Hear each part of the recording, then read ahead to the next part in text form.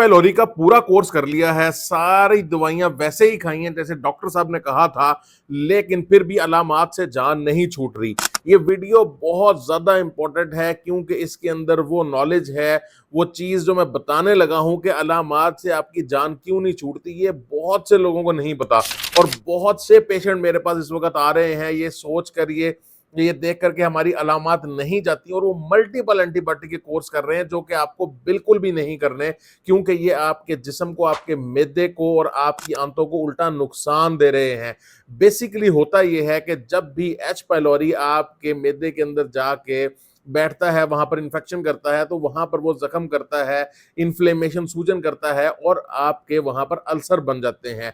मैं तरतीब बार आपको बताऊंगा कि आपने एच पाइलोरी का कोर्स जब कर लिया और नेगेटिव हो गया तो आपने क्या करना है ताकि आपकी अलामात से जान छूटे। लेकिन ये सिर्फ एच पाइलोरी के बारे में नहीं है, बल्कि आपको किसी भी वजह से अगर मैदे में या आंत में अल्सर थे तो ये तरतीब जो मैं बताने लगा हूं, ये उनको हील करने में, दोबारा भरने में आपकी हेल्प कर सकती है। तो ये लाजमी वीडियो सबके साथ शेयर करें। सबसे पहले तो ये समझें कि जितनी भी एंटीबायोटिक्स हैं वो सिर्फ एच पाइलोरी को एलिमिनेट करती हैं, उसको मार देती हैं, उसको खत्म कर देती हैं, लेकिन वो आपके जो वहां पर अल्सर बन चुके हैं, वहां पर जख्म बन चुके हैं या वहां पर इन्फ्लेमेशन है, उसको वो ट्रीट नहीं करते। सिंपल जुबान में मैं समझाऊंगा कि लेट्स सपोज कि यहां पर मेरे कट लग जाए, मैं एंटीबायोटिक खा सकता हूं ताकि यहां इन्फेक्शन ना होए, मैं इसको पायोडीन से साफ कर सकता हूं ताकि वूंड जो है, मेरा जख्म साफ रहे। लेकिन इसको हील जब करना है, इसने जब जख्म ने भरना है, तो उसकी कोई दवाई नहीं है। मैं दर्द की दवाई खा सकता हूं लेकिन इसको हील करने की कोई दवाई नहीं है, इसने अपने आप हील होना है।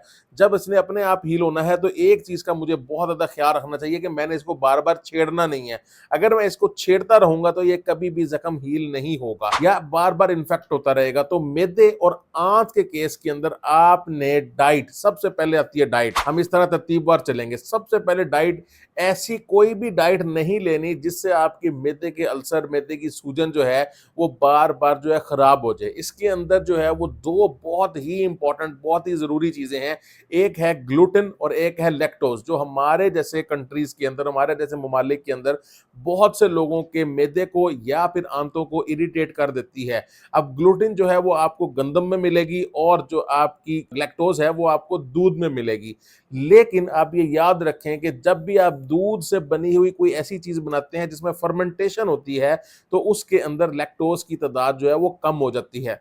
तो आप जो चीजें आपने इस्तेमाल नहीं करनी उनका मैं आपको बता रहा हूं, और जो चीजें आपने इस्तेमाल करनी है अब मैं आपको बताऊंगा।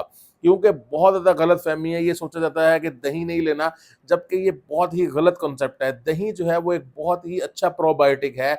दही आपको अल्सर के टाइम में लाजमी लेना है ताकि आपके मैदे के अंदर जो अच्छे जरासीम है उनकी तादाद बरकरार रहे। बहुत ज्यादा ना लें लेकिन थोड़ी क्वांटिटी में लाजमी लें। दूसरे नंबर पे गोश्त आ जाता है, जिसको ये समझा जाता है कि ये गर्म होता है, गोश्त तो बिल्कुल नहीं खाना। अगर आप गोश्त नहीं खाएंगे, चाहे वो मुर्गी का हो, चाहे वो आपकी मटन का हो, चाहे बीफ का हो, चाहे मछली का हो, अगर आप वो नहीं खाएंगे तो आपका जख्म नहीं भरेगा। अगर आपको याद हो तो अक्सर किसी की बहुत बड़ी चोट लग जाती थी तो उसे कहा जाता था कि कीमा खाओ ताकि तुम्हारा जख्म जल्दी भरे। तो जब तक आप सही तरह गोश्त नहीं खाएंगे, यस, आपने ये करना है कि आपने उसको बहुत ज्यादा स्पाइसी नहीं करना, लेकिन आपने गोश्त लाजमी खाना है। और रिकमेंडेशन ये है कि 200 से 300 ग्राम गोश्त आपने रोजाना खाना है। इसके बाद जो आ जाते हैं आपकी ऐसे फ्रूट एंड वेजिटेबल्स आ जाती हैं जिसमें फाइबर होता है। तो एटलीस्ट आपको 20 से 30 ग्राम फाइबर लाजमी लेना है। जब तक आप ये नहीं लेंगे तब तक आपकी बॉडी, आपके जो डाइजेस्टिव सिस्टम है, जो आपका मैदा और आंतें हैं, ये सही तरह काम नहीं करेंगे और दर्द का खतरा भी बढ़ता रहेगा। हाँ, आप ये कर सकते हैं कि अगर आपको बहुत ज्यादा दर्द होता है उस अल्सर की वजह से, जबकि आपका एच पाइलोरी नेगेटिव हो चुका है, तो आप पीपीआईज का इस्तेमाल कर सकते हैं या फिर आप जो है वो जो सिरप होते हैं इस तरह के मैदे के, उनका इस्तेमाल कर सकते हैं। इस्तेमाल किसका नहीं करना? दूध का बिल्कुल नहीं करना। अक्सर लोग ये समझते हैं कि दूध जो है वो ठंडक डाल देगा, वो तेजाब को जो है वो कम कर देगा, जबकि दूध ना सिर्फ आपको लैक्टोज देता है जो आपके लिए एक इरिटेंट साबित हो सकता है, क्योंकि मोस्टली लोग लैक्टोज इंटॉलरेंट होते हैं, या फिर वो ऐसे करता है कि फिल वक्त के लिए तो वो थोड़े सी तेजाब को कम करता है, लेकिन में जो प्रोटीन और फैट होती है वो फिर तेज़ाब को बहुत ज़्यादा कर देती है और फिर आपको शदीद दर्द होने का खतरा होता है। तो ये तो एक डाइट की गाइडलाइन थी। मैं हमेशा ये कहता आया हूँ कि कभी भी डाइट जो है वो हर बंदे के लिए सेम नहीं होती। आपने इन चीज़ों के ऊपर काम करना है, अपने जिस्म को समझना है कि क्या डाइट आपको सूट करती है। लेकिन कुछ इसके असूल होते हैं, जैसे अगर आप गोश्त नहीं खाएँगे तो आपका ज़ख्म कभी भी हील नहीं करेगा। तो आपने बिल्कुल भी हकीमों की और इस तरह के झूठे डॉक्टर हैं, उनकी बातों में नहीं आना है। अच्छा, अब दूसरे नंबर पे अगर हम आ जाएँ तो लाइफ़स्टाइल मॉडिफ़िकेशंस हैं। लाइफ़स्टाइल मॉडिफ़िकेशंस में 3 चीज़ें बहुत ज़्यादा इम्पोर्टेंट है। एक आपके सोने और जागने का टाइम है, दूसरा आपका खाने का टाइम है और तीसरी आपकी एक्सरसाइज़ है। अगर आप टाइम पे पूरी नींद नहीं लेंगे, याद रखें टाइम पे पूरी नींद नहीं लेंगे तो आपकी बॉडी हीलिंग की तरफ नहीं जाएगी। तकरीबन आपको 6 से 7 घंटे की पुरसुकून नींद रात को लाज़मी चाहिए, ताकि आपकी बॉडी जो है वो हीलिंग की तरफ जा सके, वो अपने ज़ख्म भर सके, सूजन उसमें से उतर सके, कॉर्टिसोल लेवल जो स्ट्रेस का हार्मोन है वो नीचे आ सके।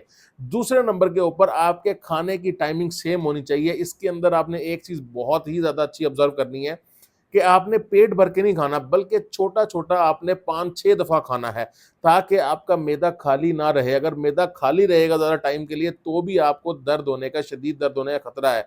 और अगर आप बहुत ज़्यादा पेट भर के खा लेंगे तो भी आपको तेज़ाबियत होने का और इस तरह का दर्द होने का खतरा है। तो आपने छोटे-छोटे मील्स 5-6 दफ़ा लेने हैं दिन के अंदर और अपनी हाइड्रेशन को बहुत ही अच्छा मेंटेन करना है। और आखिर के अंदर आपकी एक्सरसाइज़ आ जाती है। जब तक आप एक्सरसाइज़ अच्छी नहीं करेंगे, 40 मिनट से लेकर 1 घंटे की वॉक और हल्की-फुल्की ऐसी एक्सरसाइज़ जिससे आपकी बॉडी तवाना रहे, तब तक आपके वो हार्मोन रिलीज़ नहीं होंगे जो आपकी बॉडी को हील करते हैं। तो लाज़मी इसके ऊपर अमल करें। आखिर के अंदर मैं ये कहूँगा कि कुछ ऐसी चीज़ें हैं जिनसे आपने टोटली अवॉइड करना है, जिसमें स्मोकिंग आ जाती है, जिसमें अल्कोहल आ जाती है, जिसमें ऐसी जो है वो कोल्ड ड्रिंक्स आ जाती हैं, बहुत ही ज़्यादा मीठी चीज़ें आ जाती हैं, जैसे बेकरी की चीज़ें होंगी, मिठाई हो गई। और अगर आपको कोई भी चीज़ सूट नहीं करती तो आपने वो बिल्कुल भी नहीं लेनी है। जैसे फ्राइड फूड आ जाता है, तेल में बहुत ज़्यादा तेल में जो तली हुई चीज़ें आ जाती हैं, आपका फ़ास्ट फूड आ जाता है, ये सारी चीज़ें आपने एटलीस्ट 6 से 8 हफ़्ते बिल्कुल अवॉइड करनी है। बल्कि मैं अपने पेशेंट्स को तो 4 से 6 महीने ही कहता हूँ, ताकि उनकी आदत डेवलप हो जाए और वो इन चीज़ों से बिल्कुल परहेज़ करें और उनकी आंतें और उनका जो मैदा है वो मुकम्मल तौर पे हील हो सके, मुकम्मल तौर पे भर सके, उसकी सूजन उतर सके।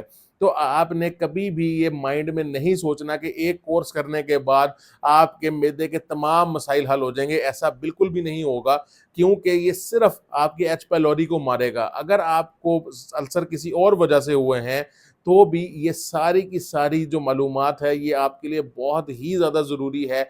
मैं चाहता हूँ कि इस वीडियो को लाज़मी आप सबके साथ शेयर करें, अपनी फैमिली के साथ, अपने दोस्तों के साथ लाज़मी शेयर करें, ताकि उनको ये पता चल सके कि उनके मैदे के अंदर जो ये सारी अलामात आ रही हैं, वो वापस क्यों नहीं होती, वो हील क्यों नहीं हो रही।